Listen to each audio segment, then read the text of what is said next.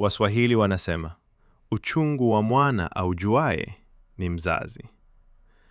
Mama wa DJ Romy Jones amemkingia kifua mwanaye kutokana na sakata linaloendelea mtandaoni kuhusu mwanaye na mke wake Kay Jones, ambapo inasemekana kuwa ni kutokana na Romy Jones kuoa mke wa pili na kuzua mgogoro kati yao.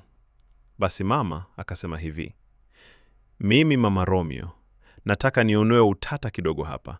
Sababu kubwa iliyonifanya nije huku kwenye mtandao na kusema yaliyo moyoni mwangu ni kwa sababu nimeumia na nimeona mambo yameelezwa upande mmoja tu. Nataka kuweka wazi ukweli uliotokea kwa sababu naamini amani na kuelewana ni muhimu kuliko ugomvi. Sababu ya kila kitu kinachoendelea kuhusu mwanangu Romeo ni kuoa mke wa pili. Na hili jambo alipomwambiwa mke wake Kay ndiyo sababu ya yeye kuanzisha vita.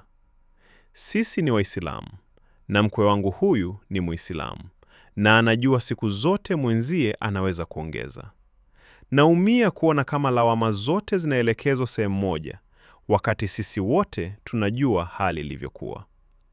Mwanangu alifanya maamuzi yake mwenyewe na kuna sababu zake ambazo zilitokea ndani ya ndoa na maisha yake.